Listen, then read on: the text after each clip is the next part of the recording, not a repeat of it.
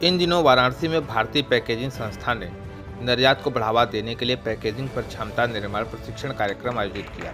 उत्तर प्रदेश के हथकरघा, हस्तशिल्प और कृषि खाद्य उत्पाद पद्मश्री अवार्डी डॉक्टर रजनीकांत, पूर्व प्रोफेसर बीएचयू और ह्यूमन वेलफेयर एसोसिएशन वाराणसी के संस्थापक, जो बुनकरों, हस्तशिल्प कारीगरों की शानों का समर्थन करते हैं। इस कार्यक्रम के मुख्य अतिथि के रूप में डॉक्टर दिनेश चंद्र राय, प्रोफेसर, प्रमुख डेयरी विज्ञान विभाग के साथ उपस्थित थे।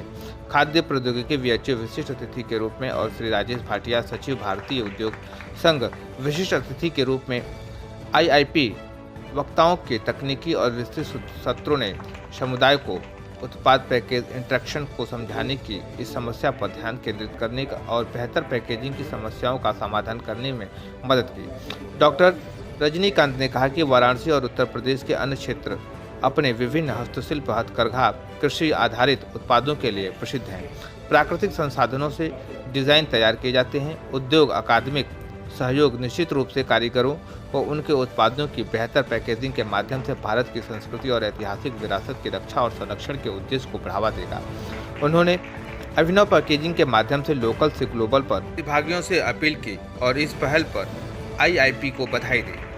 वहीं डॉक्टर दिनेश चंद्र राय, प्रोफेसर के प्रमुख डेयरी विज्ञान और खाद्य प्रौद्योगिकी विभाग बीएचयू, ने कहा कि विभिन्न पहलुओं को समुदाय को शिक्षित करने के लिए वाराणसी में आईआईपी द्वारा उत्कृष्ट केंद्र स्थापित करने की अत्यधिक आवश्यकता है। भारतीय उद्योग संघ वाराणसी के सचिव श्री राजेश भाटिया ने भी उद्योग के उत्थान के लिए समुदाय की सहायता के लिए सरकार की मदद से आईआईपी से वाराणसी में सुविधा केंद्र स्थापित करने का आग्रह किया। वहीं पर श्री सुबोध जुईकर, उप निदेशक आईआईपी, ने कहा कि कोविड के बाद के युग में वाराणसी क्षेत्र में इस तरह के कार्यक्रम निश्चित रूप से युवा उद्यमियों के, निर्यातकों को स्थानीय बाजार के साथ साथ निर्यात के लिए अपने व्यवसाय को बढ़ाने का अवसर देंगे। इन गतिविधियों से प्रधानमंत्री मिशन आत्मनिर्भर भारत अभियान को बढ़ावा मिलेगा। वाराणसी से संतोष कुमार सिंह की रिपोर्ट। मेरा नाम डॉक्टर रजनीकांत है और बुनकरों, शिल्पियों और समाज के अन्य लोगों के लिए एक लंबे समय से काम कर रहे हैं। रजनीकांत जी, आज किस तरह कार्यक्रम में आए हैं, क्या उद्देश्य है? ये माननीय प्रधानमंत्री जी का जो आह्वान है आत्मनिर्भर भारत के साथ में अमृत महोत्सव वर्ष में, तो इंडियन पैकेजिंग इंस्टीट्यूट, जो कि भारत का एक प्रीमियम संस्थान है पैकेजिंग के क्षेत्र में, वो बनारस में पिछले 1 वर्ष से एक लगातार पहल कर रही है, जिसमें कि स्थानीय प्रशासन, प्रदेश सरकार, एक जनपद एक उत्पाद और जीआई के उत्पादों को जोड़ करके आगे बढ़ाने के लिए कि इसकी पैकेजिंग और ब्रांडिंग कैसे होगी, मार्केटिंग कैसे होगी। बनारस और पूर्वांचल के 18 उत्पादों को जीआई प्राप्त हो चुका है, जो दुनिया में सर्वाधिक है। महत्वपूर्ण यह है कि ये प्रोडक्ट जब दुनिया के बाजार में जाएंगे, चाहे वो लकड़ी का खिलौना हो, पत्थर का हो, जरदोजी का हो, गुलाबी मीनाकारी या अन्य कोई उत्पाद है, तो वो उत्पाद जब दुनिया में जाते हैं तो आप देखिए, अगर पैकेजिंग अच्छी नहीं है तो वो ब्रांडिंग नहीं हो पाती है।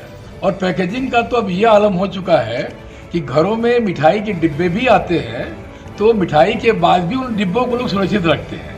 वो इतना महत्व हो गया है। तो हमें लग रहा है कि वो इस दिशा में, और विशेषकर अमृत महोत्सव वर्ष में, ये बहुत बड़ा कदम है और आने वाले समय में इससे शिल्पियों और बुनकरों को एक नई दिशा मिलेगी।